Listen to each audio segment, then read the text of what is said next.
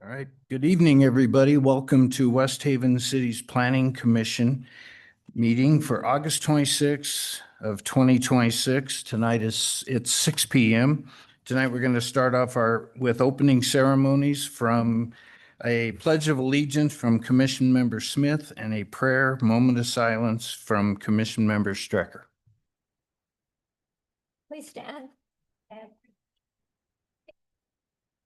I allegiance to the flag of the United States of America and to the republic for which it stands, one nation, under God, indivisible, with liberty and justice for all.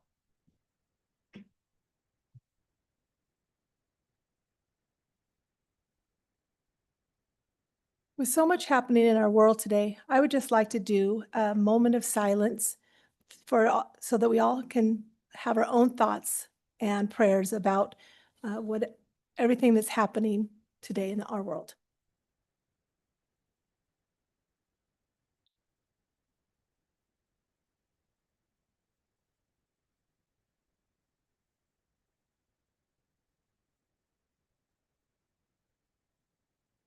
Thank you. All right, thank you, commissioners. Action on minutes. Anybody have anything with the minutes? I don't either. Thank you, Emily. With that, I'll entertain a motion. Make a motion to approve the minutes from August 12th, 2026. I'll second. All right, have a motion and a second. All in favor? Aye. Any opposed? All right. Action, let's see, item number 4, reports. Actions taken by the city council and other items. Stephen? Okay, I do have a couple other items for us to talk about today. So in front of all of you, do you mind if I file this? In front of all of you, you'll see this map. I also sent out an email prior to the meeting that describes a little bit of what's happening. So essentially, we're just, the day has finally arrived that I can share our draft general plan map. So that is what's in front of you. So what you see in front of you, there's 3 printed documents: the draft general plan map, blank map of the city, and the current map of the current zoning map. In the email I sent you, there's also a PDF. It's like 21 pages that goes through and describes the descriptions of each of these designations. So that way, as you're reviewing it, you can have a better understanding of the intent. And so that's kind of the plan with or at least that's what staff is recommending as we move forward. The general plan is that you'll notice that this is a little bit broader than our current general plan map. It doesn't necessarily go down to the exact zone that every parcel should be, but provides more of a description of what uses we would find compatible there or that we think would be appropriate there. And then within the actual PDF document, it lists out some zones that potentially meet that description. And so the plan is today not to do a workshop or discuss it. It's not on the agenda, but this is an opportunity for you to take it home, ponder it,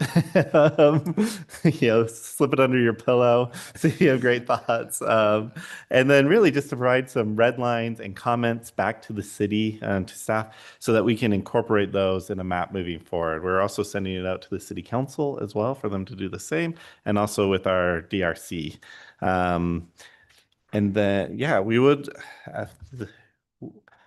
if you could have it back to us by the next planning commission meeting, which is September 9th.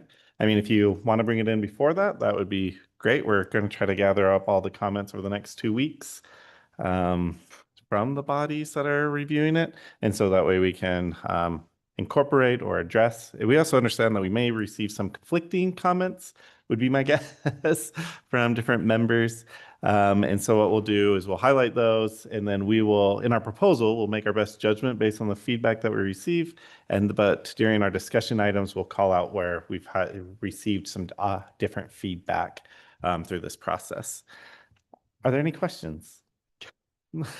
Yeah, I have a question, Stephen. How did we get from a general plan that has specific zoning to the concept where we've got this general notion of what we want to see, but not really well defined. Yeah, that's a really good question.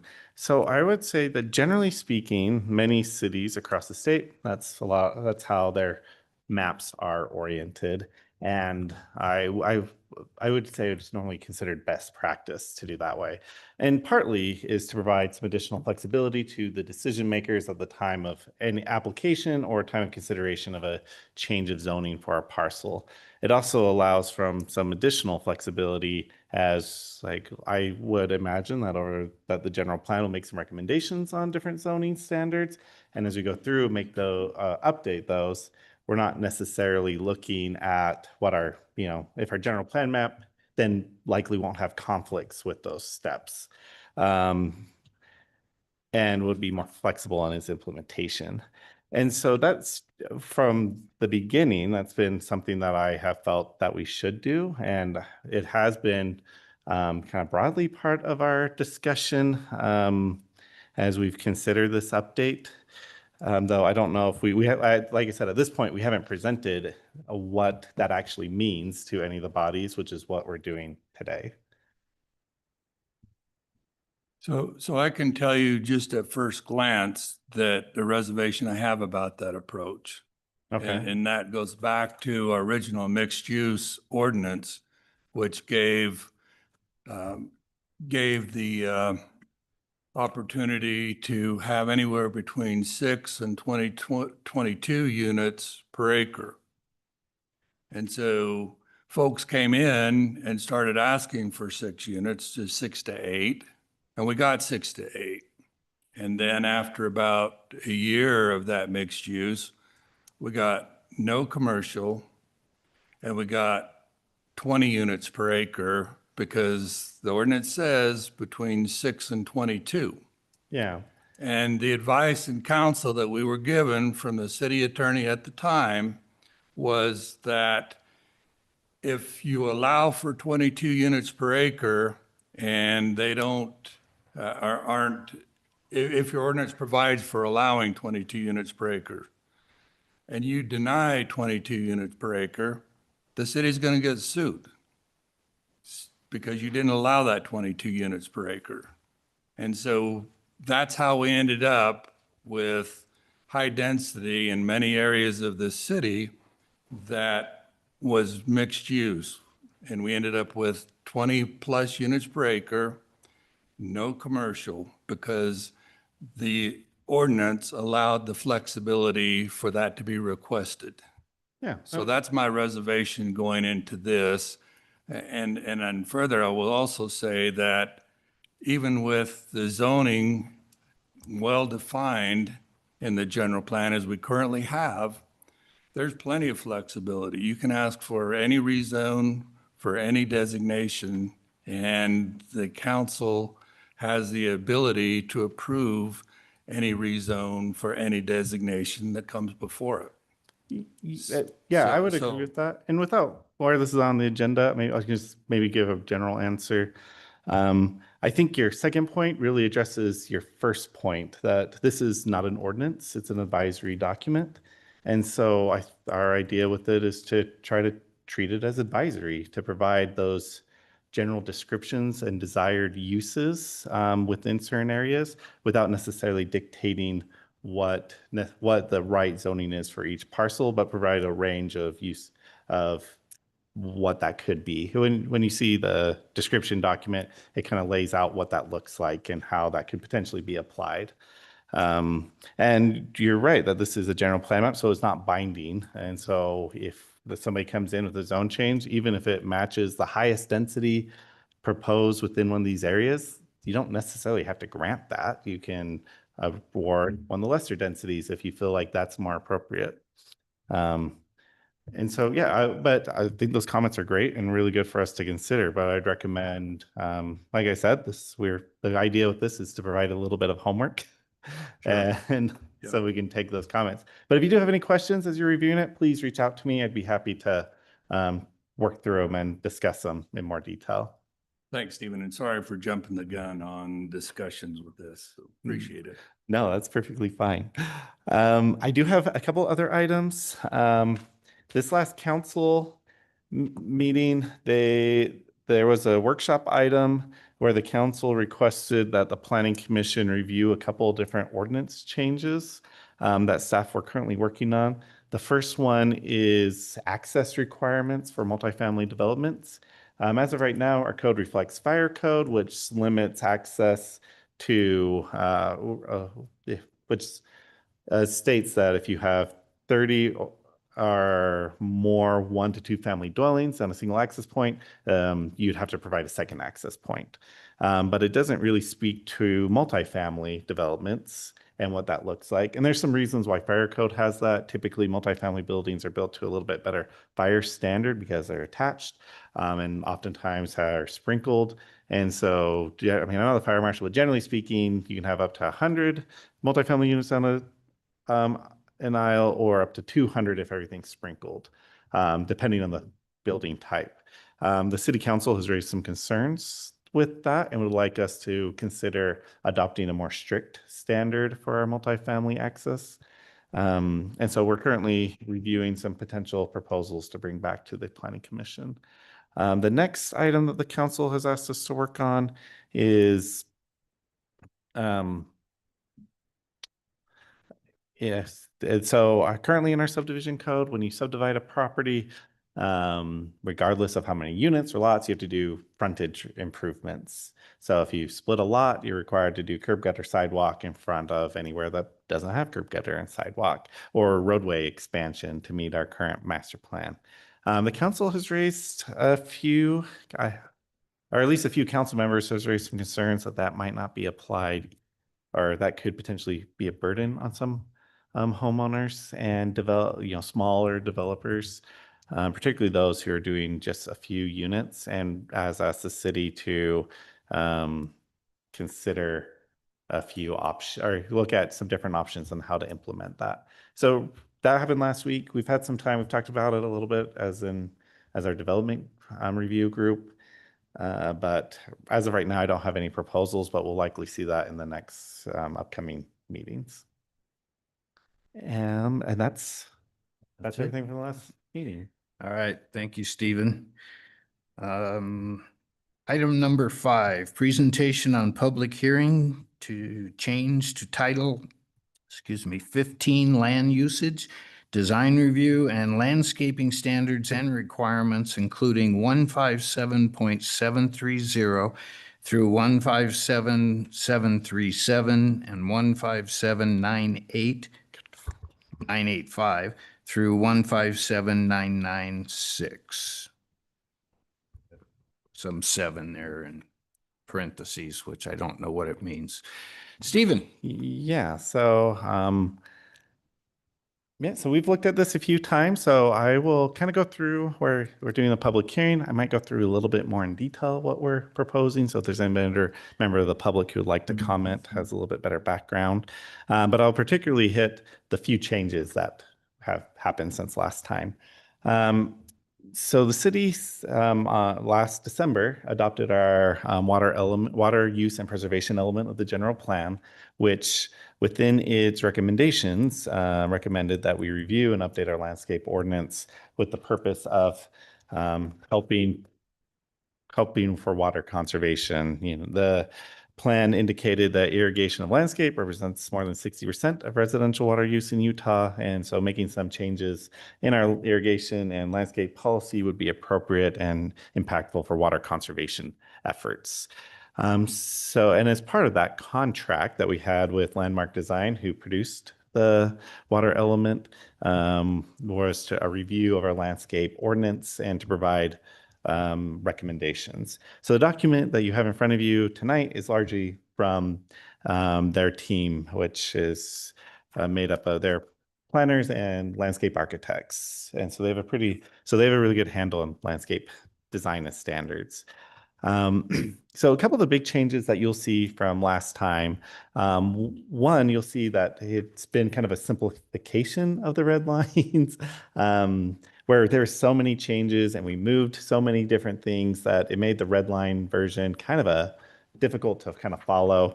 And so we simplified that. We essentially accepted all the changes in the document, and then just highlighted that all is new, even existing provisions of the code. Because so much of the code was touched, there's almost everything had some sort of red line on it. And then we just struck out the current zoning, just to make it easier to read and follow. And how the ordinance will typically be written and adopted is that the language in the red is normally adopted as part of the ordinance. So I felt like that would be easier to review and read, particularly for the public hearing. The next section of kind of major changes that you see is this week we included a couple changes that we had kind of hinted that were coming, but didn't actually show to the Planning Commission, were some changes in our design review section, which that contains our standards for our site plan review process. And mostly what that reflects is we took out some sections of the design review and added it because our design review section had some landscape standards that were separated from the rest of the landscape standards. So we moved those into the landscape standards.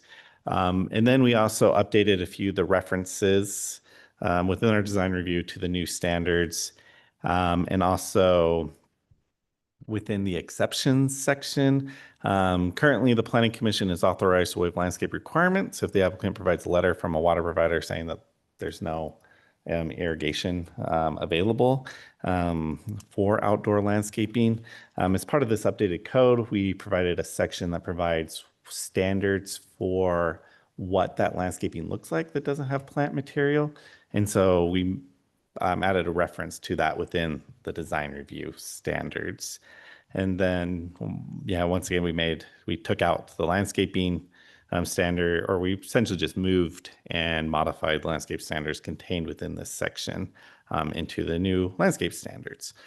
So moving on to the primary document, which shows most of the changes. I'll do a quick run through of what those changes were without maybe citing everything that we potentially changed. So we updated several of the definitions and provided some additional definitions within the code to help further define some of the new elements and also to clarify some of the standards that were existing. We added a general landscape provision, but most of the general landscape provisions were already existing. We just ordered them a little bit differently. So that way there were some provisions that applied generally across the city to all types of development. And so we wanted a general landscape provision that applies to everything. We modified our commercial, industrial, multifamily, and public facility development standards. A lot of this was just taken from our design review section, but we also added some clarification with a few of those standards, like with multifamily projects. We also added some clarification on street trees, parking lot landscaping requirements, and also, as mentioned before, the provisions if they provide a letter saying wasn't landscaping, that letter saying there wasn't irrigation available, and so there wouldn't be allowed any outdoor landscaping, and added elements like they have to provide boulders and a mixture of rock and ground cover and a few of those items to try it so it wasn't just gravel. And then also in this section, one thing I did do between when you saw it last is there was a couple of items within this section that were kind of underneath a couple sections, and I pulled them out, like the ground plane planting requirements. We had like turf grass and mulch kind of in a different section, and same with decorative rock, but I moved them under that section because I felt like that applied more broadly. Then also under the ground plane planting requirements within that section, we have that decorative rock. And last time we talked a little bit about trying to come up with some sort of formula and how to govern that. And Damien had a good suggestion and wrote up some proposals about referencing light reflective value and to kind of determine what that would be. And so anything 51% or higher, while dark hues refer to colors that have 50% or lower on that. Then a couple other changes that we completion of improvements. And for single family residential, the primary changes in this section is we essentially kept most of it the same, but we added a recommendation standard where it wasn't necessarily required to follow like the local scapes general layout, landscaping recommendations, but it was recommended by the city. We also, from last time, if you remember, street trees were recommended as a requirement. That has now been moved as part of that recommendation section based off the Planning Commission's recommendation at the last meeting. For the completion of improvements section, there's some the biggest change is we took out the bond and escrow requirements as state law now prohibits the city from requiring bonds or escrow for landscaping that's not going to be maintained by the city. Under the trees and shrub regulation, under the next section, we updated some of our in public trees and shrubs in public ways. We updated this. So the biggest thing that was changed is it includes a list of trees that will no longer be allowed within the streets and public ways as recommended by Landmark Design. We forward this list onto Parks and Recreation Director and Public Works Director also for their review. And then the last and large change is we have that supplementary standards, which contain that fee in lieu of landscaping that after review, the Planning Commission recommended that just would be removed entirely. And so that has now been removed from the code. So that covers quite a bit of the changes. There are quite a few as we've discussed over the last few weeks. But I think that covers the general sense and meat of the material. Are there any questions for me? Well, you clearly put in a lot of work into this, Stephen, and I appreciate the effort. I think it's very, very solid now. So thank you for that. Oh, you're welcome. Damien too, because I'm sorry, Damien, you're sitting over there and I didn't. he blends in easily. That can be recognized. All right. It's time for a public hearing to solicit input on a change to Title 15 land usage, design review, and landscaping standards and requirements, including 157.730 through 157.737 and 157.985 through 157.996, subsection 7. So I'll entertain a motion. Motion to go into public hearing. I'll second the motion. Okay, we have a motion and a second. All in favor? Aye. Aye. Any opposed? We are now in public hearing. If there's anybody that wants to come up, talk about this. Anybody? Going once? All right. That way I don't have to read the rules and regulations if nobody wants to talk. So thank you for that. I'll entertain a motion to close public A hearing. motion to close the public hearing. I'll second the motion. Okay, we have a motion and a second. All in favor? Aye. Aye. Any opposed? All right. We're now out of public hearing. Anybody have any questions or items for discussion with this? No. All right.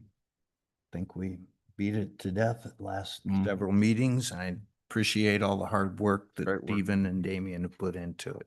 Nice So thank job. you very much.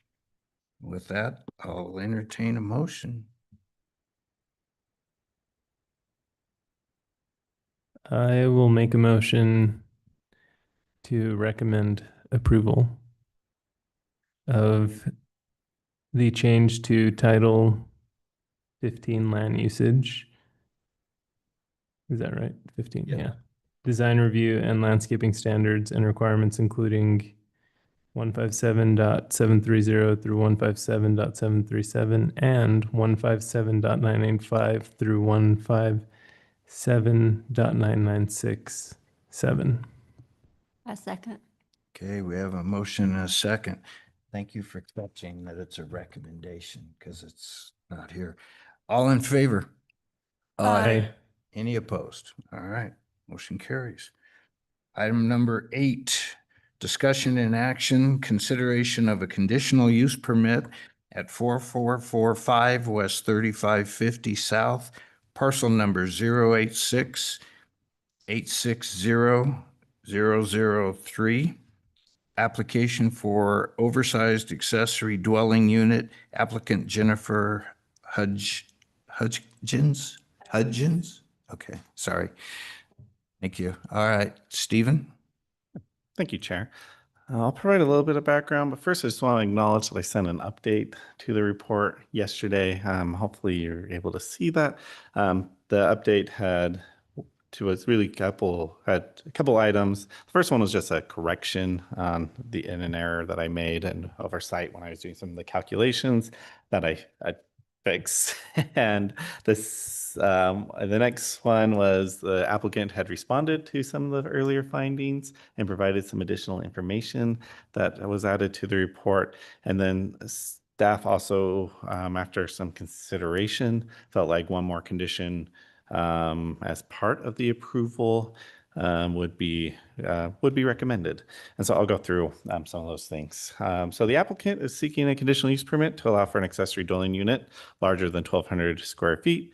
The proposed unit totals 1,408 square feet with an addition of a 2-car garage, which totals 704 square feet. The building's total size then would be 2,112 square feet. The unit contains 2 bedrooms. And so under the West Haven ordinance, an property owner can request a CUP for a detached accessory dwelling unit if it exceeds the 1,200 square feet. And so specifically, the Planning Commission, the standards the Planning Commission looks for is that for ADUs that exceed a maximum size of 1,200 square feet, could increase setbacks, privacy fencing, limitation on windows and doors adjacent to abutting property lines, and additional parking if needed. And so the report goes through several of these items, and I'll just kind of go through as the report goes through, and we'll try to summarize where appropriate. So the first considerations is the location and type. And so the accessory, our code requires that a detached accessory dwelling must meet the minimum side yard requirements by the zone for the primary dwelling and a rear yard setback of 20 feet unless no windows or doors opening are adjacent to the property line, in which case the allowed setback shall be 15 feet. So the applicant provided their setbacks, which I provided their table in the report, or their drawing in the report, site plan, and the setbacks. So they're looking at, so I compared that to, it's in a mixed use zone, and so the setbacks were set by the, or on the plat.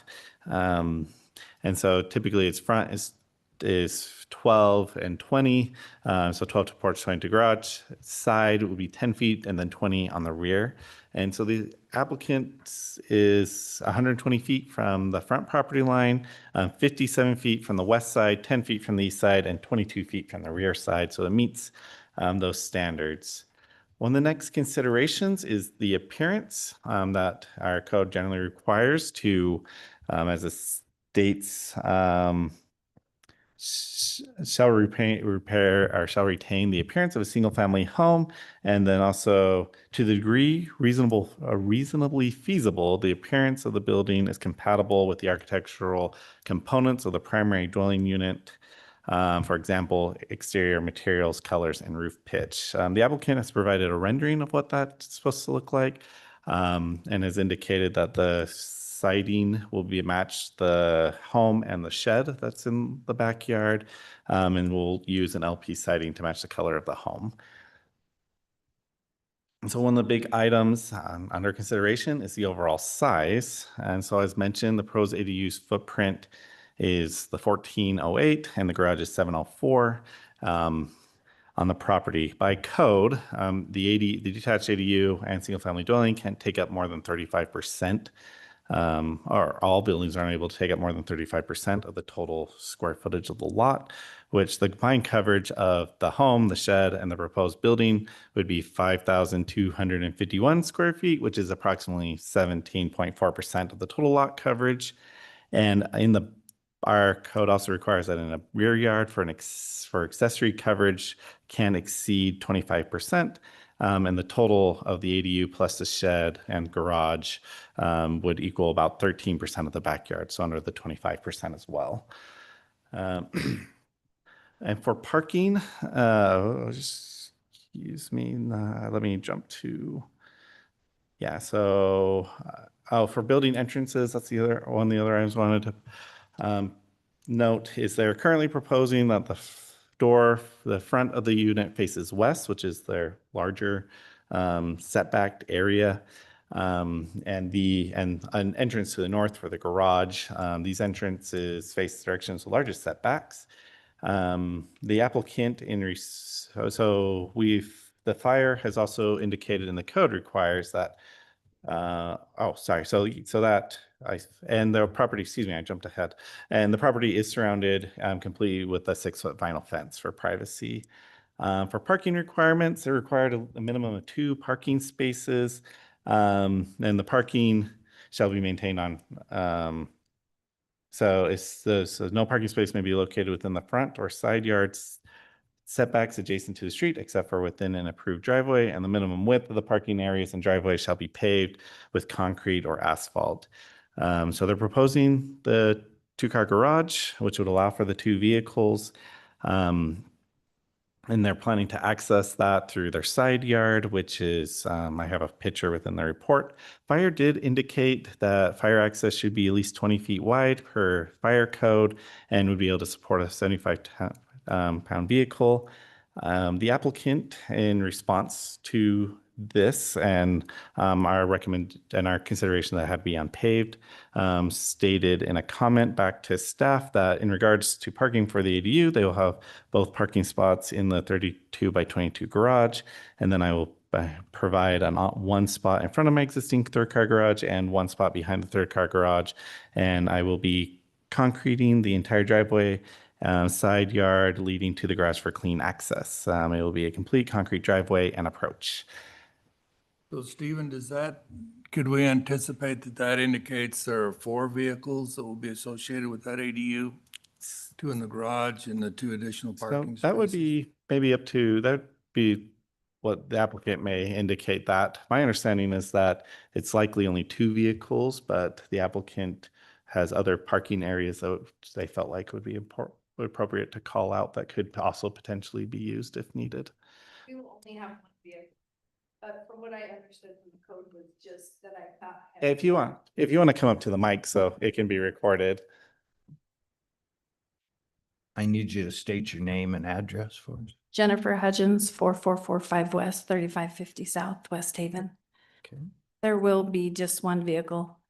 This is for aging parents. Only 1 person drives.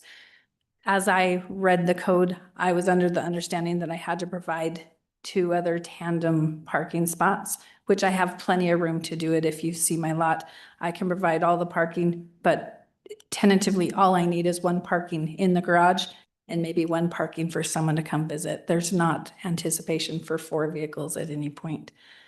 I just understood the code incorrectly. You're fine. Okay. Yeah. Yeah, so for the last couple items, the applicant didn't provide full construction engineered plans for the building. Waiting to see if the CUP was approved. They did provide a layout for that. Our building official has taken a look at it, essentially indicated that if it's approved, that they'll have to get a building permit, which would be a part of our standard. The applicant has also indicated that it will be stick built and follow with engineered plans.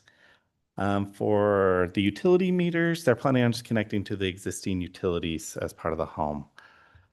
So based on that, and after our review, staff recommends that the Planning Commission consider the applicant's request and compare it to RevLink code and to take into consideration the impact of the development and possible mitigation or impact.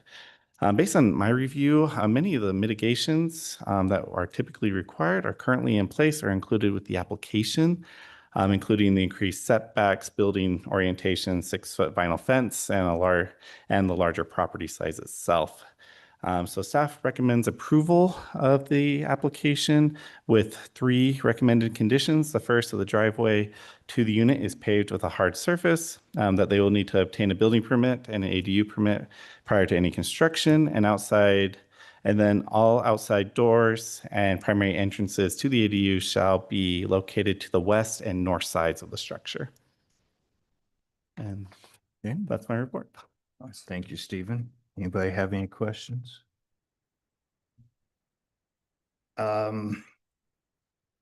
Is this storage space on the left side of this drawing or the rendering On the here? garage, Well, in the is garage that, section that you're looking at? I think that's the garage. is that the garage over here on the? Yes. Okay, Yes, so, sir. It's not really a complete plan. It was kind of an AI generated just based on, 2 bedrooms, and then having the garage for their access and then storage. can you move, make it fit into 1,200 square feet? The ADU section, Uh-huh. I can. The reason for going to 14 is when you're caring for people, there's a lot of equipment that comes with it. They have 2 bedrooms. You've got hospital beds, you have walkers, you have,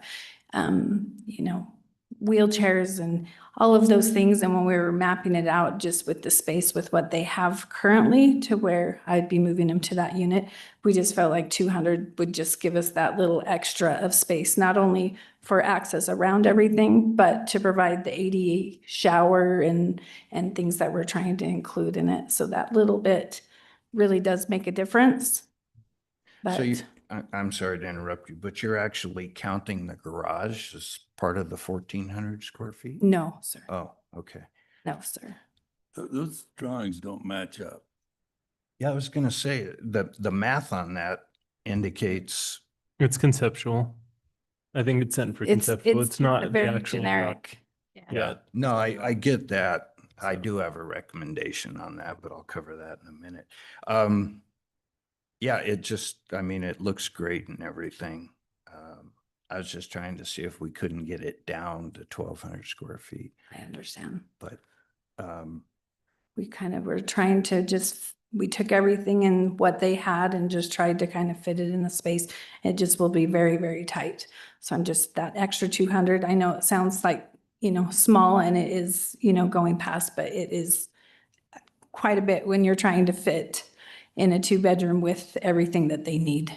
no, I appreciate that. Being one of a more mature age, I suggest that you move the walk-in closet and put the bathroom next to the bedroom. It is. It is. That is in the works with the plans. That's the first thing my dad said is I have to have that right by. He will take that primary suite and my mom will take the other one. And that's what he needs. And I know it's conceptual, but you have. Yes. You have 3. AI wouldn't fix it. I tried. Well, you've got 3 windows over that kitchen sink looking out at a white vinyl fence. So, Yeah. That so you is. get more changing the view. cabinet space Yes. without that. But- There will only be one window just in a nook area, which we're trying to create. And the last thing I have is you're in an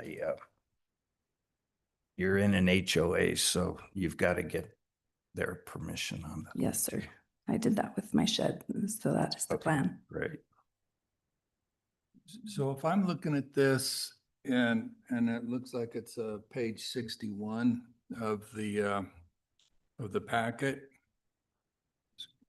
And the floor plan view, it shows 32 and the 44 spanning the entire length of the building plus the garage. And I think that's where the discrepancy lies. Yeah. Because I think if you go down to the next page, it looks to me like the full width of that is going to be 66 feet. Yeah, so the thought was to keep one span for cost, right? So run the whole building 32 wide, which would make the garage 32 by 22 deep. to fit the garage, which the engineering feels like they want 20. I was only going to do 20 feet, but he said 22 feet is a more usable garage. And then keep that same 32 and run behind that, you know, the 22 feet of garage, run another 32 by 44 to equal the 1,408 square feet for the ADU behind the garage. So you got the 32 by 44. 32 you- by 22 and then 32 by 44. Yeah, either way. Yeah. 32 by 22 and 32 by 44 or Correct. 32 by 44. Yes. Next to the 32 by Yes, 20. sorry, I misunderstood. So the drawing on page 61, the floor plan shows 44 across the entire width. Yeah, that's not That's- correct. I think that's where the discrepancy is. Yeah, essentially you're looking at 32 by 66 total. Yes. Yeah, Yeah. and that was errors.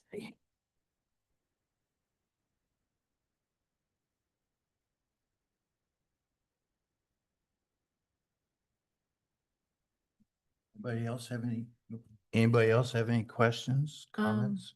Just a comment. I just thought that it looks I know that it's conceptual, but I think that it's a great idea and a great plan, like especially when we're talking about moderate housing.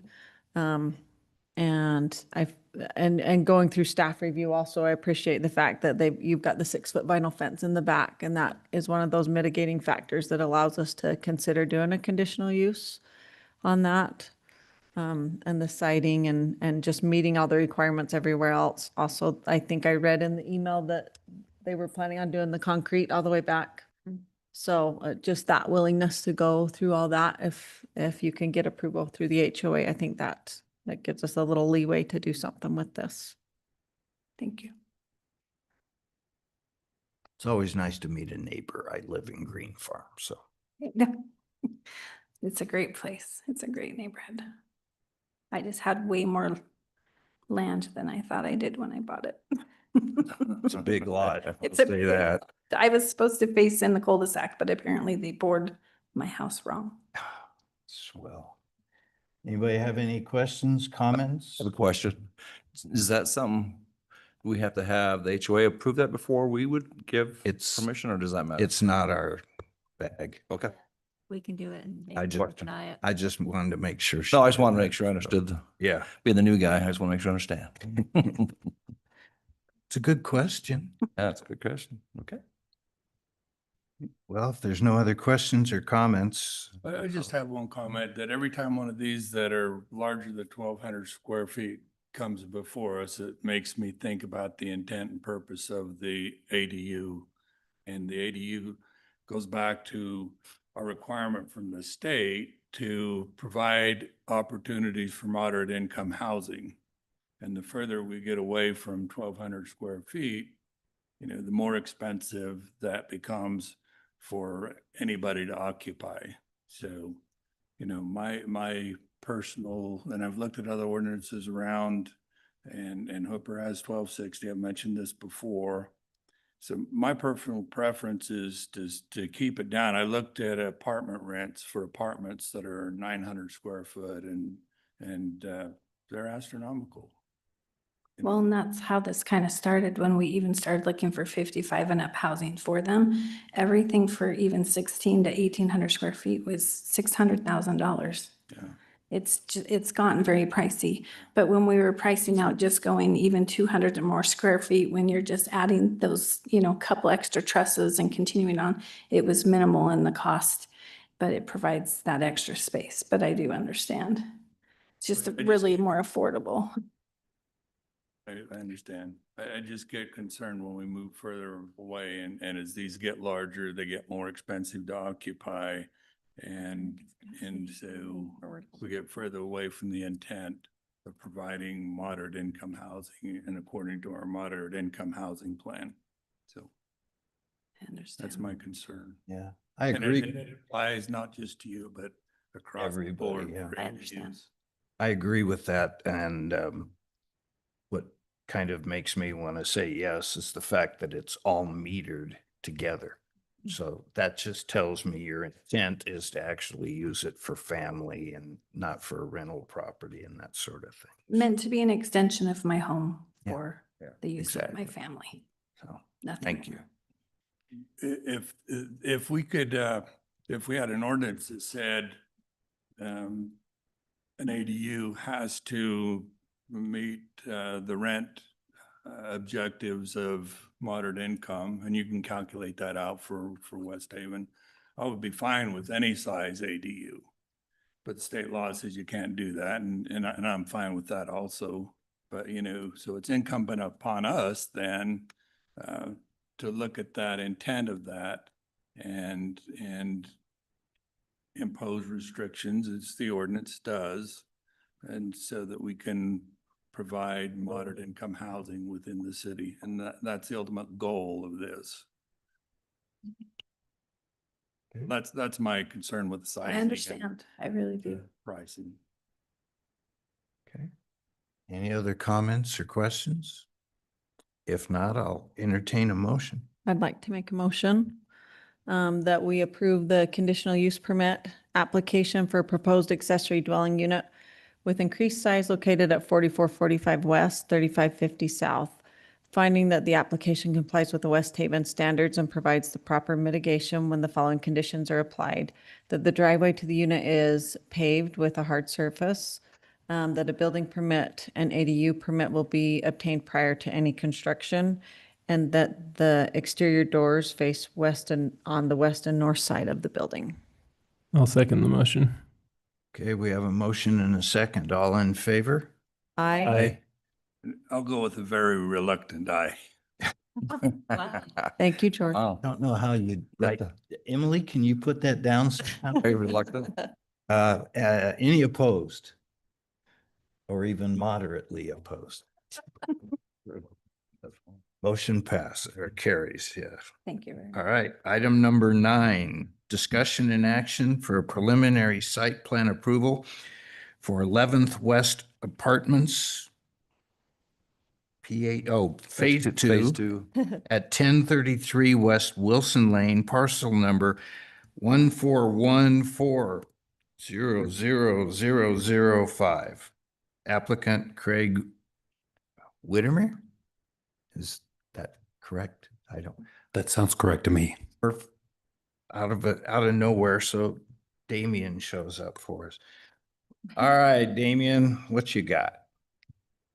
So again, this is a request for a preliminary site plan approval. As Jeff mentioned, for the 11 West Apartments, phase 2 of that project, which is a multifamily residential project. Location is at 2270 South on 1100 West. The property is about 4.7, excuse me, 4.7 acres in size and is all zone mixed use. So a little bit of background on the project. The subject project and the site that it sits on is it's subject to and entitled via a master development agreement that was approved back in 2018, titled the 11 West Apartments Master Development Agreement. And in that master development agreement, many of the architectural and development standards were specified, including the density, architectural features, amenities, and some development standards such as setbacks, height limitations, parking requirements, etc. So phase 2 is in the MDA, you may have noticed, is the complete east side of the project, but the MDA did give flexibility to the developer to further break that up into additional phases, which is exactly what's been done. So the current proposal is just for half of that east property. It's the south half. And what is proposed is mostly compliant with the master development agreement, and I'll speak to that a little bit more to come. So it is for one building and 80 total apartment units. The parking as required by the master development agreement is 1.75 stalls per unit, and the proposal meets that exactly with 140 stalls.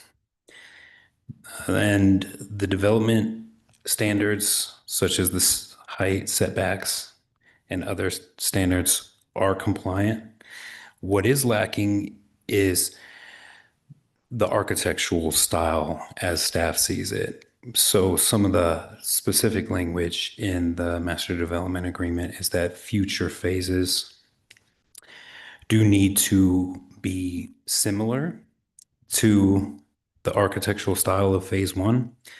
And staff finds that that is currently lacking. Specifically, there's not enough articulation on the building. So not enough features and just more broad and flat walls due to staff sees it as the loss of those balconies from phase one. So that leads to our first recommendation of a condition for approval. And that involves the percentage of our upgraded architectural features and the building renderings being changed to match the style of phase one. And that specific language of that, of course, is in your staff report. Also, there are some outstanding comments from planning and engineering, which has led staff to recommend that second condition of approval, that essentially all the corrections on the attached corrections report are satisfied before final site plan approval. So with those two conditions of approval, staff would recommend the approval of the preliminary site plan for this project. Yeah, I do want to just point out that second, they have, as part of this, they provided full improvement plans. And so the remaining corrections don't impact the site layout, but there's some stormwater and other infrastructure comments that they need to address on the construction drawing. So that's mostly what that's referring to, because they provided everything up front, which we've seen a little bit more lately. I would also add that the applicant did come in for a pre-application meeting prior to providing their application. So they've been working closely with staff, and even after I provided them with this staff report, they called me to work out some of the architectural details. So we haven't received those updated building renderings or building elevations yet, but they are working with us currently. Okay. Anybody have any questions? When you're talking about the architectural, basically the style and everything else, Yeah, it looks like, it looks like to me that the pitched roofs are out. There's only all the, I'll just call them what I think, ugly boxes. And I was expecting, when I went over there and looked at it, the exterior units seem to all have pitched roofs, but the ones that are being presented here are just, they're all flat topped and lack balconies as well in a lot of cases. So yeah, is that part of what you're working with them on?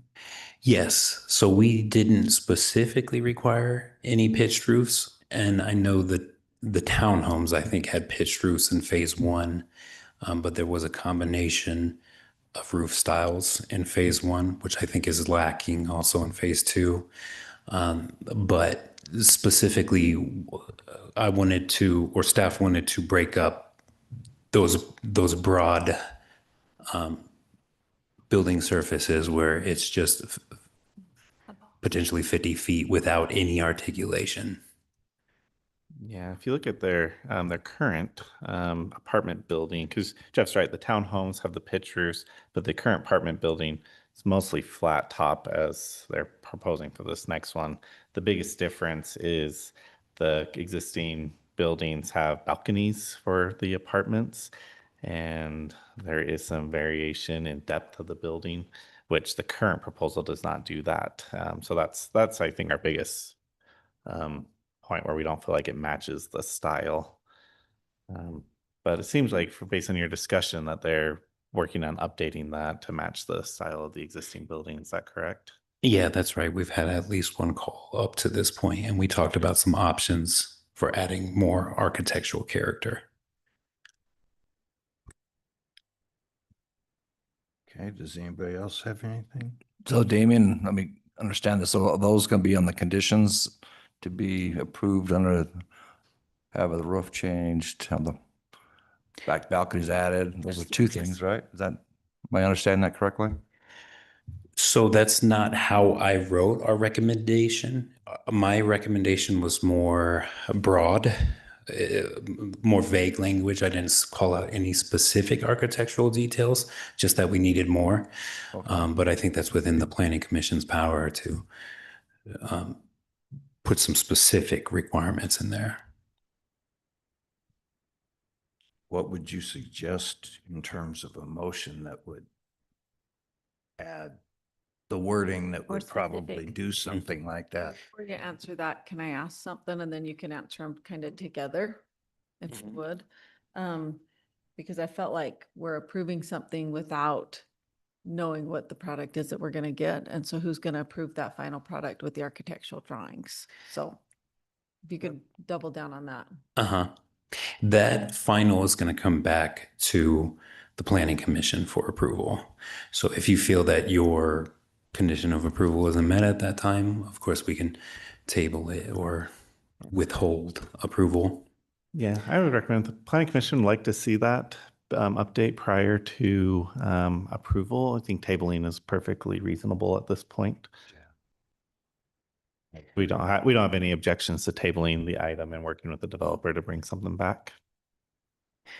One of the architectural features that was proposed by the applicant during our conversation was Juliet balconies.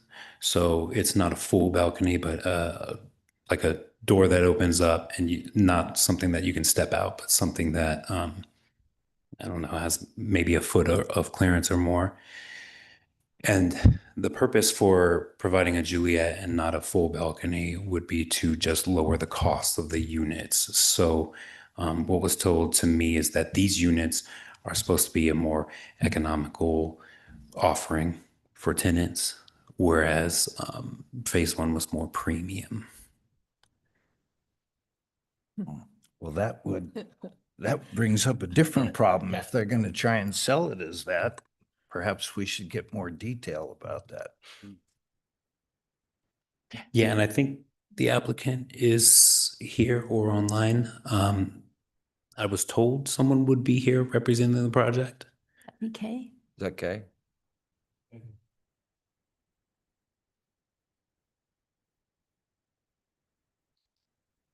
Say table it.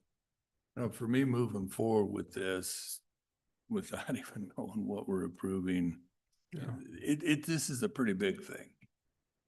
It's not like, are we gonna have 3 shrubs or 4 shrubs and what it requires, is the traffic gonna go left or right? You know, this is a pretty big thing to me, and so, you know, for me, I'm gonna wanna see that before I'm gonna vote to approve preliminary. I mean, that's a basic requirement, and we talked about this last time, and it's, you know, come to the preliminary with what's supposed to be there with the preliminary. And this is a big one. I agree. Yeah. Yeah, I think if they're going to try and say that it's going to be moderate income housing, for me, that should be something that either contractually or amendment to the MDA or something like that. But regardless of that, I agree. I would like to see this tabled and worked on once they get some of these things taken care of. Are you ready for a motion? Yep. I happen to be ready for a motion. I am. I'd like to make a motion to table. What number is it? Item number 9, preliminary site plan approval for the 11th West Apartments Phase 2, 1033 West Wilson Lane, parcel number 141400005, applicant Craig Widmere. I'll second that motion. Okay, have a motion and a second. All in favor? Aye. Any opposed? We're done with that one. Discussion and action, preliminary subdivision plan and flag lot approval, Hart Estates, 2789 West, 2550 South, parcel number 150920081 and parcel number 150920043, applicant Curtis Hart. Okay, hang on, you don't have to come up yet. Okay, I can give a brief presentation on this. So the applicant is seeking a preliminary subdivision plan and an approval for a flag lot to create a building lot located at 2785, approximately 2785 West, 2550 South. So in order for a flag lot to be approved, our flag lots are governed by a specific section of code that has a number of requirements that a flag lot has to meet in order to gain approval. So I'll go through many of those and just as part of the presentation to kind of talk about its compliance to that standard. So flag lots are authorized and allowed by special approval by the Planning Commission in 157.617 flag lots. So essentially, lots not having frontage on a street as required by this subchapter, but having access to such a street by means of right-of-way or fee title access strip may be approved as a special exception by the Planning Commission in any zone. And then essentially where the following requirements are applied. So the first one is that the Planning Commission determines that it's not feasible or desirable to extend a street to serve such a lot or lots at that time. So the the proposal is to subdivide off a single parcel off this larger property located along 2550. With access off 2550. The proposal for a flag lot is within the parcel. Based on the limited scope of the current proposal, there's likely limited utility in requiring a larger public road to access a single lot without additional units being proposed behind it. Under the next requirement, right-of-way or access strip shall have a minimum of 20 feet, a maximum width of 30 feet, and a maximum grade of 15%. So the applicant has provided a 20-foot wide access strip. The current utility plan has a note on it that says the drive surface will be 16 feet wide gravel driveway. Fire has required that as part of their approval that the driveway surface be 20 feet wide and be able to support a 75-pound vehicle. And then the parcel itself is relatively flat, so there's no concern about the grade. The next couple of requirements is the area or of the right-of-way or access strip shall not be included with the minimum lot area, and the lot area shall meet all minimum yard and area requirements of the zone in which it is located, exclusive of the right-of-way access strip. So the overall property has some split zoning on it, but the parcel itself that's becoming a lot falls within the A2 section. So A2 requires that the lot contains at least 40,000 square feet. So the rear lot is 207.74 by 229.14 feet, which would equal about 47,601.54 square feet, which exceeds the minimum lot size required for a single-family home within the A2 zone. The next one is the lot address shall be displayed in a prominently visible location on the street entrance to the right-of-way or access strip. So the utility plan provided indicates an area at the right-of-way that, as a note, says property sign. This will need to be completed prior to occupancy of any structure. The next is each lot shall access a street by means of its own right-of-way or access strip. We kind of covered this already, but they have provided the access strip that is 20 feet wide according to our code. The next one is no building, structure, or parking is allowed in the right-of-way or access strip, which is to be used solely. No buildings are proposed within the access strip, and an easement is proposed to cover it. It may also be appropriate in the final plat to note additional restrictions on it, just for clarification, just to be clear. The next is the planning commission shall impose such other conditions to ensure safety, accessibility, privacy, and the like to maintain or improve general welfare of the immediate area. At this time, and based on the feedback from the DRC, staff doesn't have any other recommended conditions. Under J, no right-of-way or access strip shall exceed 500 feet in length. The access strip is 190 feet and 195 feet long, which is compliant with this standard. Under K, a maximum of 2 flag lots or right-of-ways or access strips may be adjacent to each other, and only a single flag lot is proposed at this time. Under L, it requires that a turnaround is provided. A turnaround has been provided with a 55-foot radius and has been reviewed by Weaver Fire and the city. M refers to bridges and culverts. No bridges are proposed. Under N, road surfaces of the private right-of-way or private access ways shall be capable of supporting 20-ton weight capacity with surface approved by the city engineer. So the applicant has stated that the roadway shall be a gravel driveway. The utility plan states there will be 10 inches of road base. The applicant has provided a geotech report, which recommends that for the access that 8 inches would be the minimum aggregate base for emergency vehicles. With no asphalt, the road base may rut over time, and the geotech report recommends regrading on as needed. And so the current proposal meets the recommendations of the geotech for emergency access. The next few items are regarding the applicant is supposed to be reviewed by the fire district, and the fire district then can approve the distance and location of the home. So the fire district did approve the application with the following conditions. That fire access road should be 75 feet wide in accordance with Appendix D of the Fire Code and capable of supporting 75,000 pounds. And a hydrant will likely be required once a building is proposed in accordance with Appendix C of the Fire Code to meet hydrant spacing and distancing requirements.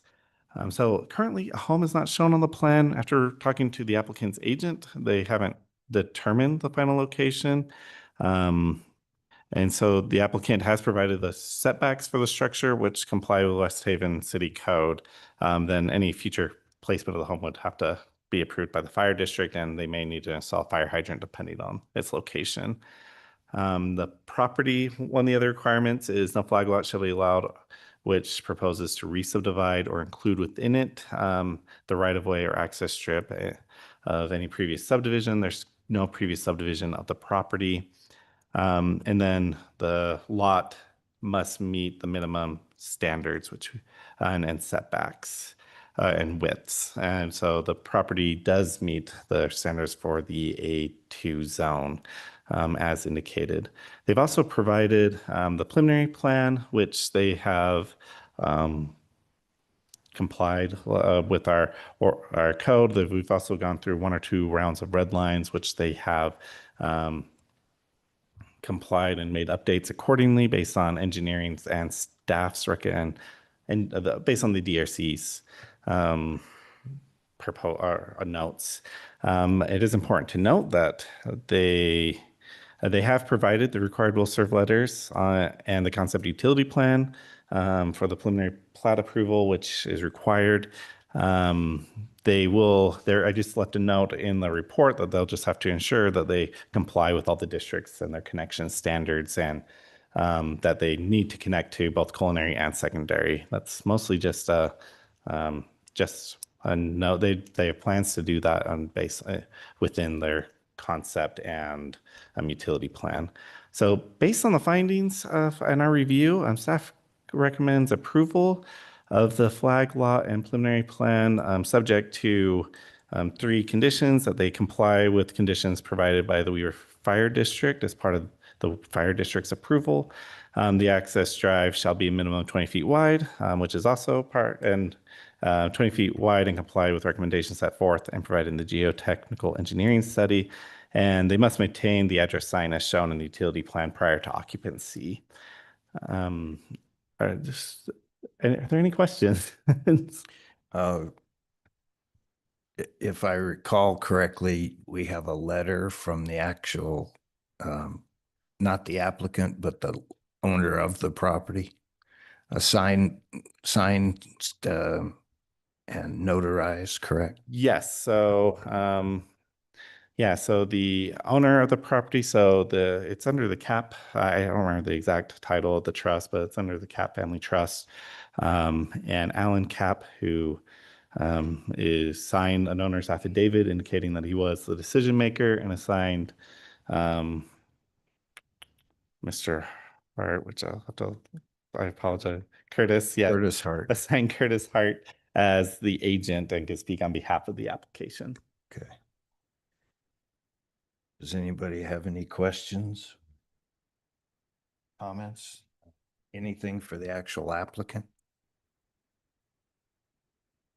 I have one question for Stephen. So it requires, in the subdivision ordinance, it requires, as you pointed out here, the contour map. Yes. And I can understand that for a large subdivision, but this is 1 acre. Yeah, so typically we require the contour map to determine the stormwater flows of and where water is flowing.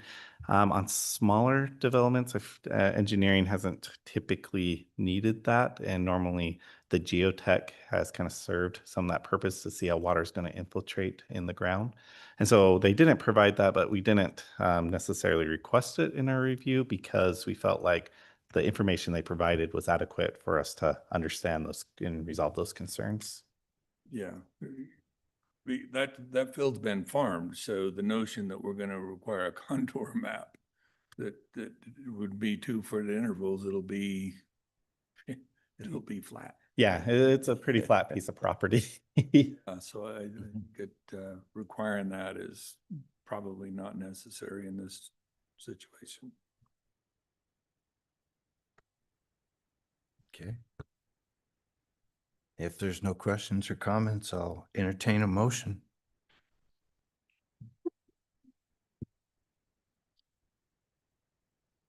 I'll make a motion. I'll make a motion to approve with conditions to approve the preliminary subdivision plan for the Hart Estate subdivision and granting a special exception for the creation of a flag lot, finding that the flag lot plans comply with West Haven Code 157.617 flag lots with the following conditions. They comply with all conditions provided by the Weber Fire District. Number 2, the access drive area shall be a minimum of 20 feet wide and comply with recommendations set forth in the provided geotechnical engineering study.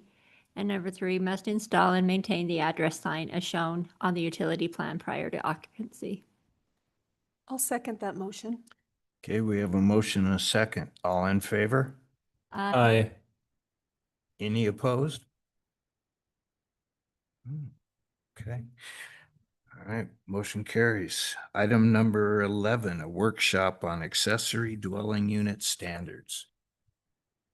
Okay, so this will be me again. So Jeff made a special request that I wax long and go through a lot of detail for this. So just with that being said, so Time's up. this update is being triggered by a couple of items. The first is there has been some change in state code that requires that cities that are subject to the moderate income housing plan requirements must allow for detached accessory dwelling units. We're also required to allow for internal accessory dwelling units. I've linked those code sections are found in 10.21.303 and 10.21.304. The detached accessory dwelling unit requirements are in state law are set to take effect on October 1st.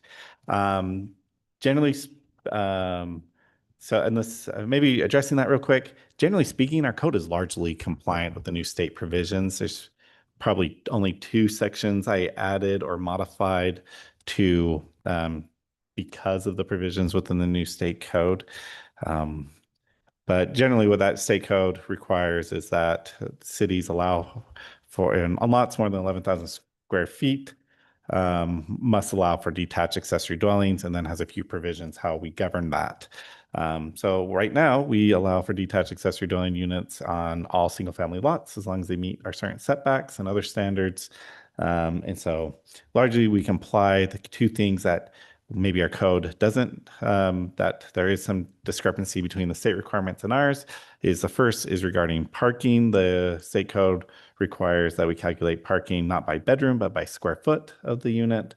So we've made that change. And also they require that we provide a section in our code about how to revitalize or how to convert an existing accessory building into ADU. So both of those have been updated within the draft as well. So the next reason why this is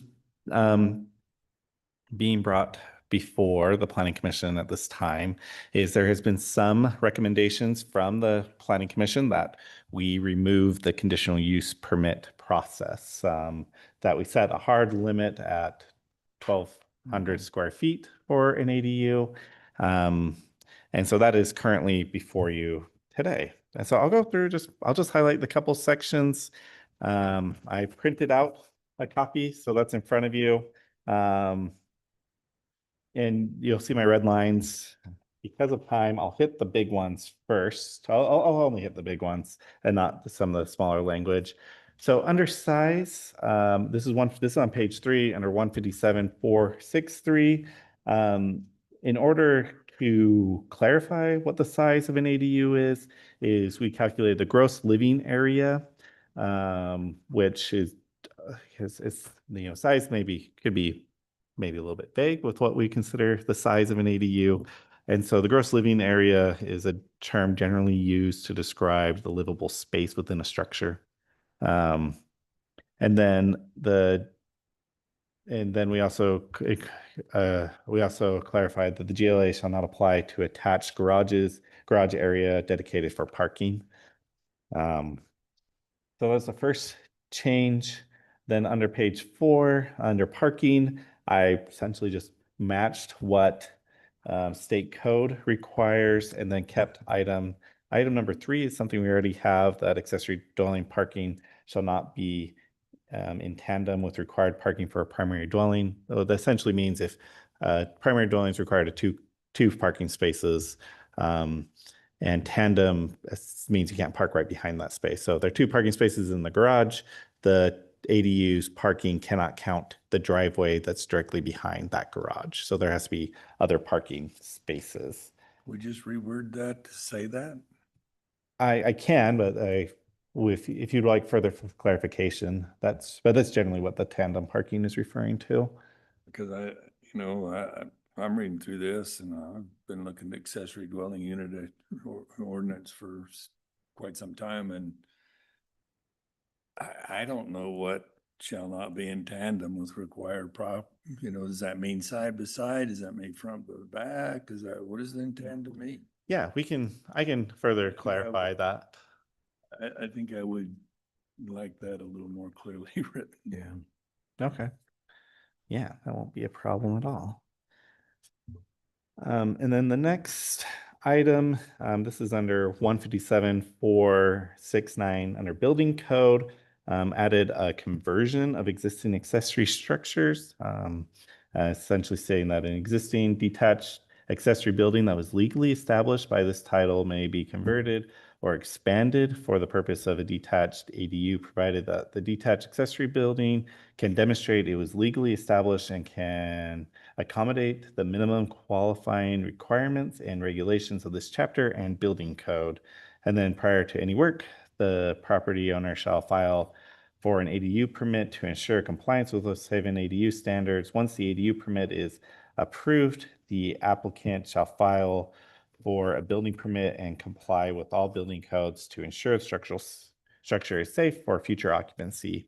Essentially, what we want to ensure is that we're not taking buildings that were built illegally or without permits, and then trying to convert them later. So this clarifies that that's not allowed. Does that include legal non-conforming uses? So if it was established legally under the title, which requires building permits for any structure, then yes, even if the current structure is legal non-conforming, they could potentially come in for an ADU. And that might be something you want to look, well, let me think about that for half a second. Because it would be a change of use, so probably not because you would be expanding it, right?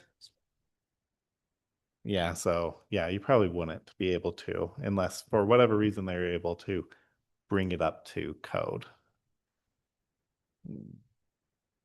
Yeah. Yeah, because if you had someone that has been on the property for, before the city was established, or, something old where they have an old barn or something they want to convert, right? Yep. Yeah, and I honestly, that's almost everywhere I've been, that's been an issue where people have taken structures like that and try to convert them, and we've recently seen that here in the city. And so that's what was part of the motivation for some of that, but I'll maybe clarify that the expansion of a legal non-conforming use is not allowed. I have a question about requiring the building permit prior to converting an ADU or building an ADU. And Amy, this is probably for you. Do we currently have any consequences in our ordinances for moving forward with such a project without having a building permit? There's some general language in the code about that regarding violations of the code, or either like a Class C or a Class B misdemeanor. It kind of depends on which section that they violate. So it can be prosecuted if they move forward with not. Most of the time what ends up happening though, and I guess probably be easier to have Stephen address it, is that Stephen's department tries to work with people, versus us going to the extent of like prosecuting somebody for, a misdemeanor. Yeah, I've looked at other cities' ordinances and some of them state right in the ordinance that not necessarily ADU ordinance, but their ordinances with regard to building something without a permit. And then there's like the fine of $1,000 stipulated for doing that. Yeah, one organization I worked for, this was a big problem. It's for a county, so we had a lot of old barns that are being converted, a lot of times without permits. And what we ended up, after some review, we ended up creating a pretty hefty fee for it. We've essentially talked to the county attorney's office and said, how much can we charge somebody for this? And kind of went with that. And then we also created a policy that if something was built illegally, particularly if it was for a dwelling, that we would record a notice on the deed that that building was constructed without a building permit and was not, we could not guarantee that it was safe for human occupation. Yeah. So that way, because one of our concerns was, at the time, the county did not want us to pursue like forcing somebody to tear it down or rip out stuff.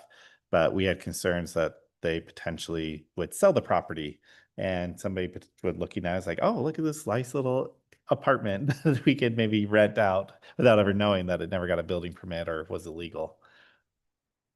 Should this paragraph contain something that refers back to the penalties for not having a building permit prior to building an ADU or converting a? I mean, we could look into it, and I'm trying to think if this code has a penalty section. I don't think it does. I know there's general penalties. Yeah, I think it falls under the in general. 10.9.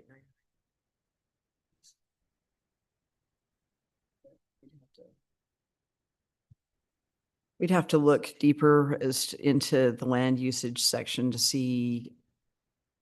The code itself has a general penalty section in 10.99. But we just need to, we're just gonna have to look to see whether or not there's specific I'm just penalty Wondering section. whether that, is this an appropriate place to point back to the penalty section so that. Or we can That's just very- put in a penalty section, but we need to figure out whether or not, because I'm just trying to do a real quick look right now to see whether or not we have There's got to be something in our zoning regulations. I just am not finding it because There's something at like 157.47, A and B. one point, that- 157, what was that again? The 157.47, 157.47. So Page on 112. 7 and 8. And it does say failure to obtain land use permits. There's 2 A and B. Page 1, yeah, page 113. This is existing.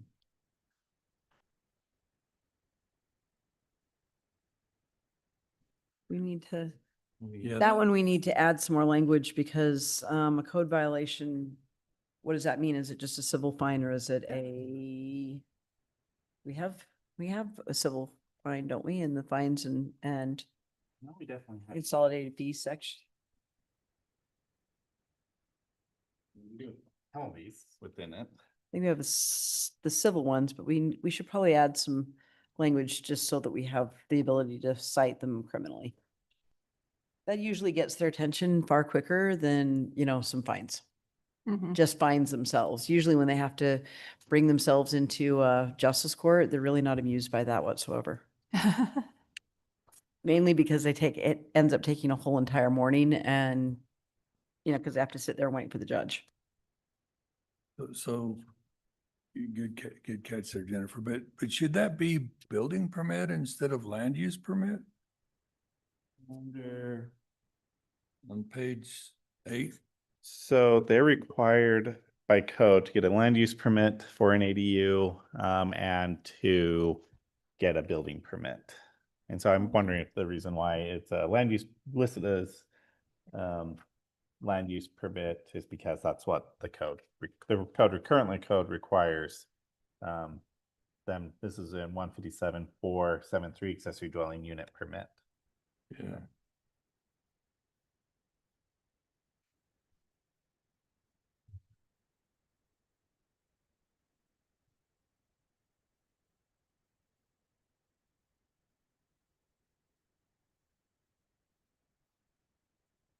So they need to get 2, the land use permit and the building permit to do an ADU. Is that what you just said, Stephen? Yes. So we Correct. have 2 different permits. out. Yep.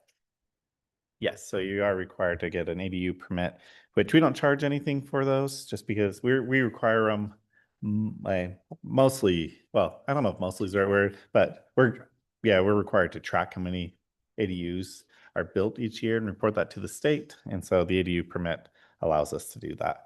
And most of the time we just do that with a building permit. Maybe you just put in another paragraph that says failure to complete and obtain a building permit. And point back to the Prior to building. the same verbiage. I don't know. Anyway, just a thought. Okay, well, that's a good.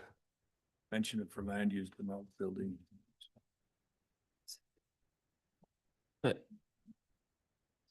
Yeah, I would agree. We do have I think Amy's just saying, because our code has a section that requires that you get a building permit. This is in 157.690, and it may be appropriate to cite back to that section and then provide a penalty. So the penalty is more general for illegal construction. I had a quick question, and you might be getting to this next section, but under 157.477, what about like modular homes Yeah, so that are not mobile? Because I know you can buy a build yourself home on Amazon and have it delivered to your house. That's 800 1,000 square feet Yeah, or this is bigger. something I think I wanted to clarify, because our code defines manufactured house, mobile home, and motor homes. And some of those are governed by HUD standards, and so like a single wide or double wide falls under that umbrella. But I think I think that's what our manufactured home house is, how that's defined.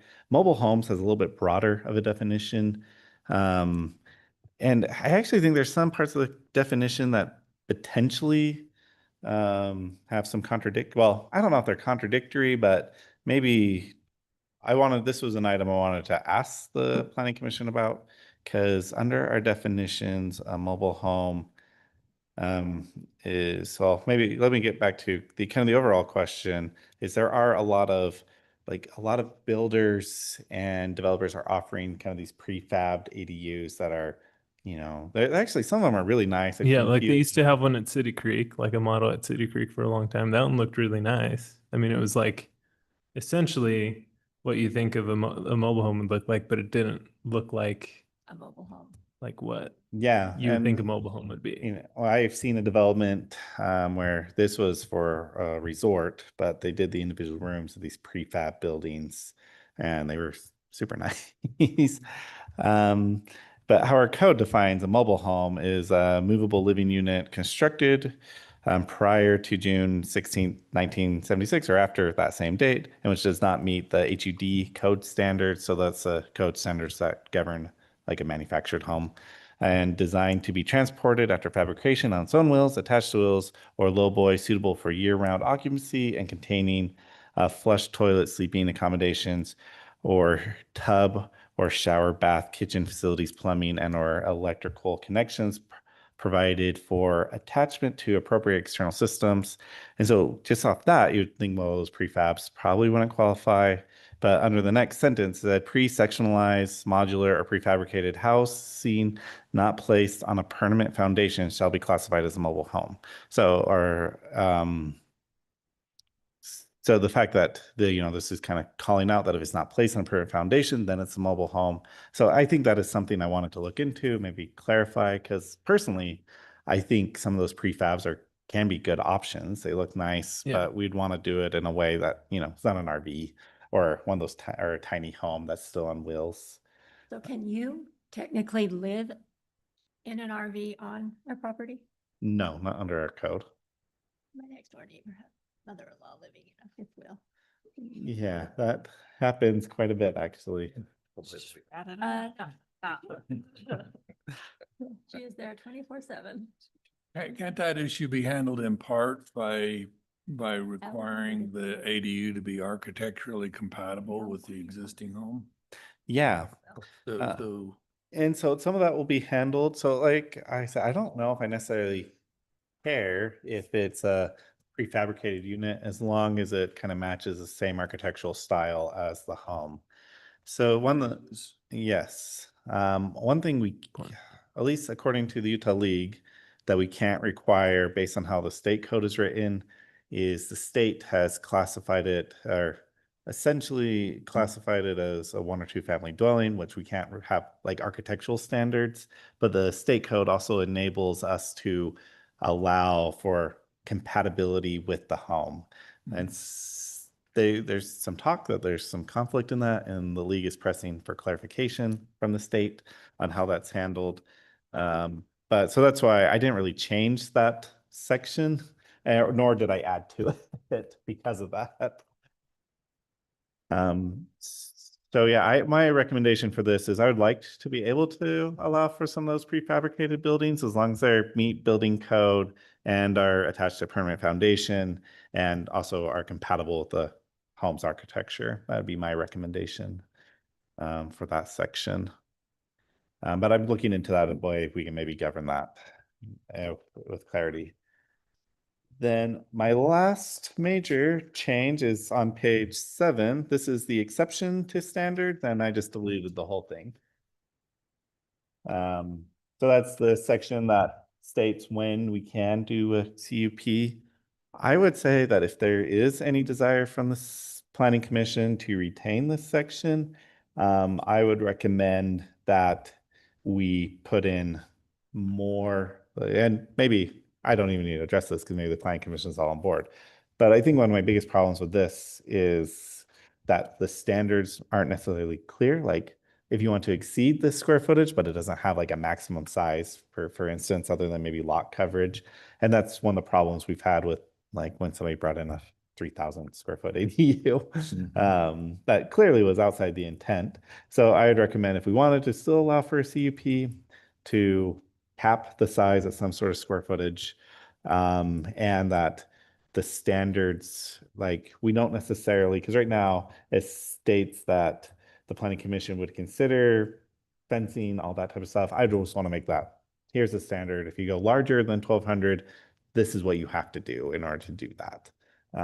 Like increase setbacks, make it very clear what those setbacks are, make it very clear that the door can't face towards adjacent properties, like instead of making that discretionary. However, as of right now, I'm just proposing to eliminate the full thing. But if the planning commission wants to explore other options, I'm happy to do that too, but that would be my recommendation if we go down that route. I'm not opposed to eliminating it, but I almost want to say that we increase the minimum square footage, not crazy, but up to, 1,400, 1,500 square feet.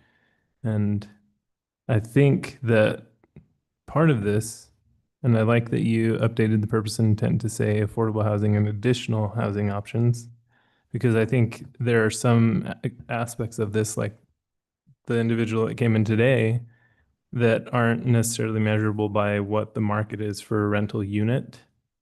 I think I don't have data to back this up, but I'd venture to say that most people that are building these units on their home are doing it for a family member, parents that are aging, children that can't get into a starter home, not so much as an investment for their property to bring in additional income, because these are not, even a 1,200 square foot unit is not a cheap build. So I can speak a little bit to that. So there was a study, I don't have it in front of me, of a area along the West Coast that produced ADU, that allowed for detached ADUs, and they tracked who was living in, like they did surveys and tracked who was moving in. So they found their findings were a little bit interesting. They found that it was about 2% of residents who were proposing to do ADUs, and that 50% of those were being rented or occupied by family or close friends, and the other 50% were just out for rent. And so there is, I do think, there is some case. I think we'll see a lot of these. And that's been my experience, other than in one municipality that I worked for was a recreation area, and most of those they want to do short-term rentals. But in other areas, what I have found that generally to be true, that they are mostly occupied by friends or family. But there are, like I said, I think that 50% they found in that one municipality, though I don't know what our numbers are here. I wouldn't be surprised if it was close. The more I hear from friends and stuff that have kids that are, aging out, going to just starting to get married, whatever, I mean, they can't afford to even move out anymore.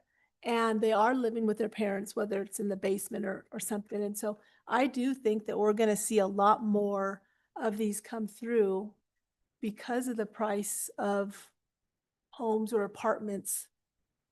The kids just can't afford it. I just want to throw in my 2 cents here also. And, we're looking like the West Coast, you're limited by land size, right? Like property is a premium. So we're in an area where we have larger properties. And so I'm going back and forth with Andrew on the size of it. And I get the intent is, it's just an accessory dwelling unit, but currently I have 2 kids living with me, 2 families. And because one moved back in this summer because they can't afford, $2,000 worth of rent. And the other ones are in the same boat, just graduating from college and, just trying to put my mind around, like, if we build an ADU, what that would look like. And on a larger lot, I mean, we're limiting that. And I don't know, those are just kind of my thoughts. I can see why I would want to go a little bit larger in our area. But I don't know that that's the right way, because of course I'm biased because I'm looking through that lens. Right. Yeah. I mean, larger as long as we still keep the restrictions of so much per. Yeah, the ratios. Yeah, square footage of the lot. I would say 1,500 square feet on a, 0.14 acre lot is not Right. gonna look good. But, where you have 0.7 acres, an acre, 3/4 of an acre.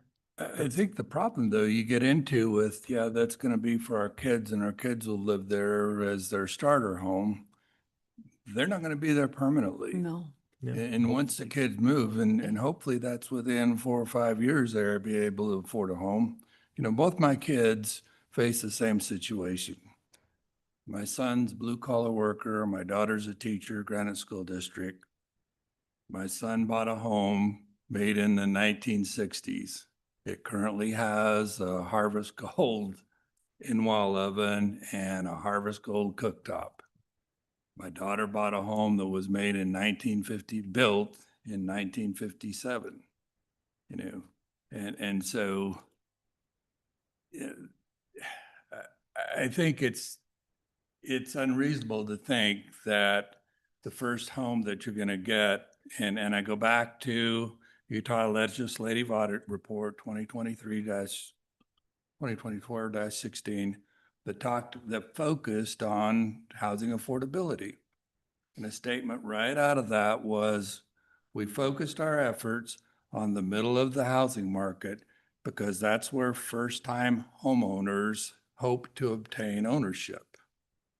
So, you know, if we go with this mindset that first-time homeowners are going to obtain home ownership at the middle of market, and that's what home builders are building, that's part of the escalation of prices. But, you know, I think an ADU is exactly that, an accessory dwelling unit. And I see some of these that are even in some of the areas you referenced, Steve, on the West Coast, they're like 800 square foot. They're tiny homes, you know, and again, once those kids that we're trying to help out move out of that ADU, then what are you going to do with it? Then you're We'll gonna be bring your moving into aged it. parents. Yeah, we're gonna switch Yeah. places. Yeah. We'll use our walkers to get over to it. Joked about that. Yeah. And so, you I'll know, move them small and you rent it out and then you're back at the same kind of situation that we talked about earlier. You know, it's actually contributing to higher housing prices because your rents are higher because that ADU is larger and you gotta, hey, that's, you know, pay a markup price for a 1,500 square foot home. Yeah, but I don't know that it moves the needle. Like, I don't know that 50 residents building an ADU drives the market that much for affordability. But also, and I get it, I think that's a good target to hit, but I think there's a component to affordability, and I don't think that's the sole purpose of the accessory dwelling unit is affordable housing, of this ordinance is affordable housing. Because there are other components to it and economic benefits for the homeowner, but also, again, how do you capture that group that is, you know, like the person that came in today, I agree that your patio home size is average is 1,800 square feet. If you go look on the market right now, what's for sale in a patio home, it's 1,800 square feet because you need the space for moving around furniture and wheelchairs and all that access. And so if, it's just a matter of doing something in here that captures that market and those individuals as well. Not, you know, I get the size of it and everything's cost extra more money to do it. And to your point, yes, if I were building it for me and not my family, I would rent it out for more because it is more square footage. I agree with that 100%. But I also don't know that most people would go and drop $100,000 to build something like that if it wasn't, you know, as an investment right now, especially. So if we're considering that they need to be larger for wheelchairs and for elderly folks, and don't look at me like that when I say elderly. Look at me and. You know, That's funny. then we start saying, oh, okay, so then let's make ADUs ADA compliant so that they can be occupied by elderly and they can be wheelchair accessible. I don't think we want to do that, you know? No. So Because not everyone's gonna need that. it's a complicated issue, but at the crust of it, at the very basic part of this, the reason we've got an ADU ordinance is to meet the state's requirement for a moderate income housing plan element in our general plan. And that's one of the ways that we're doing that. you know. I so- do agree with Andrew, how he said, you know, if we're meeting all the size of the lot and those things, you know, all those percentages, I think could allow to go to a 1,400. I agree. Because we have these other percentages too that we're looking at, so that we're not putting it on a half-acre lot that wouldn't make sense, but on the bigger lots, I think we have the room. And looking at those other percentages, I think gives us, I think, a better guideline than just the actual square footage. Well, and I think that, and we start looking at that and the size of the lot and how much it will accommodate. You know, I got 1.25 acres. I could put, I could put this, you know, another 3,300 square foot home on that 1.25 acres, and it would accommodate that. Just like the guy that came in here quite some time ago and asked for 3,000 plus square feet.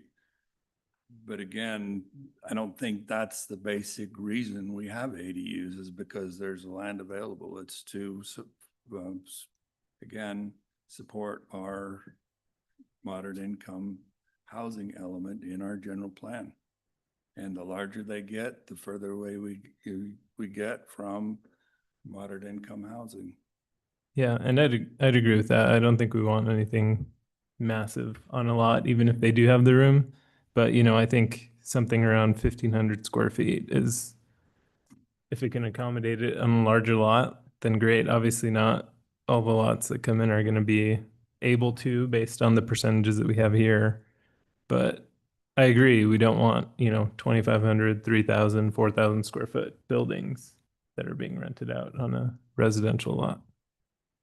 I think I would reluctantly agree to 1,400 square. See how Andrew just slipped that right in? He just went past 1,400 and he said 1,500. Yes. Just Now, see, I've already heard several. salesman. I think you meant to say 1,700. I think he was trying Yeah. to. For the record, I grew up- 1,400, 15, yeah. I grew up in 1,200 Around square that. feet Yeah. and survived. There was only one bathroom though, so What, maybe both ways or 1,400. uphill both ways? Yeah, yeah. Same. And in the snow in Southern California. So- I agree. I grew up in a similar home size too, so I mean, you don't here's notice another it, but interesting statistic that I looked up from the National Real Estate Association, that the starter home of today and square foot wise per occupant is 3.5 to 4 times larger than the average starter home of the 60s. So we talk about, oh, the starter home of the 60s costs X, and our current starter homes are so much more expensive, but they're 3.5 to 4 times larger per person than the starter home of, this is the National Real Estate Association figures. They're 3.5 to 4 times larger per person than the starter home of the 60s. You know, so Because do they we're- need to be that big? I don't know. because we're growing larger crops, you know, kids are larger. Our kids are Larger bigger. crops, larger yields, but also consumerism, right? Like we have more crap today than we did before Well, to fill up your and house with. Applies a that. reality Yeah. check is that a house in downtown Ogden is not cheap. No. So you want to go get the 1940, 1950 home, you're going to pay 400 plus $1,000 for it. Not gonna So get that it. really, that argument, I don't love that argument, because even when you try and go lower than that, I want to try to go to a smaller home, you're still going to pay a fortune for that home. Yeah. And that is what is pushing the ADUs. Is that right there, is that the starter home doesn't exist. And it's a unicorn. So if you can find it, that's great for you. And so that is really what's pushing the ADUs, and that's what's pushing people to come in with a larger ADU, because their aging parents need somewhere to live. Their kids need somewhere to live. And eventually it probably will turn into a rental property. Like, I mean, that's a reality. And maybe they'll move into it, but looking at where housing is right now and where it's going and trying to look 10 years ahead or 15 years ahead, I don't know that I can project like that, but I can tell you where the need is right now. And I would say I would be happy with a 1,400 square foot ADU. 15. Out of 15? Hey, Come we're on, gonna- come when we on. get to that point, Andrew, we'll just start bargaining, you know. Perhaps we could 1,501. Raise this to 1450. Let's split the difference. 15. No. 15. I say, I'm kind of bringing something back with 14. That sounds like there might be a 14 general -ish is consensus good, that yeah. that might be okay. 14 is fine. 10 by 10s. Yeah, so here we are all agreeing on the cost of housing is astronomical. And what makes it astronomical is homes are larger sizes. Yeah. And then here we are arguing to have larger ADUs. The logic doesn't It's 'cause we mesh need for them. me. I was put my place this week for my son that does a lot of home mortgages on the side, and when we were kids, we did it this way. Back in the boomer days, and they put equivalent of what they should be making per hour to what the baby boomers had. All these things, the houses and stuff. It came up to $66 an hour. I'm like, Yeah. I kind of just got put in my place. Like that's how much things have increased. For the same things they had back in the boomer days, they'd have to make $66 an hour. Yeah. Which is amazing to me. Yeah. So anyway, I kind of had to step back, and I didn't walk up to school both ways, hill, whatever it is, snow. Rejected. Snow, In yeah. Southern California, yes, of course.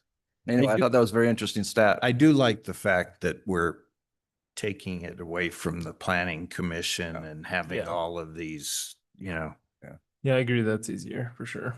it makes it much easier, but yeah, I could live with 1,400 square feet. 1450. 1425, final offer. 1425. All right, have we talked that to death yet? I say, those are all my recommendations. I'll do a little bit of alterations and bring back something to the next meeting. Yeah, I think it's good, great work, though. You did a good I job. like Yeah, it. thank you, Stephen. There's nothing else. We could do item number 12 with a particular, I will motion to adjourn this meeting. I second. So we have a motion and a second. All in favor? Aye. A reluctant aye from just kidding. Yes. Moderately reluctant.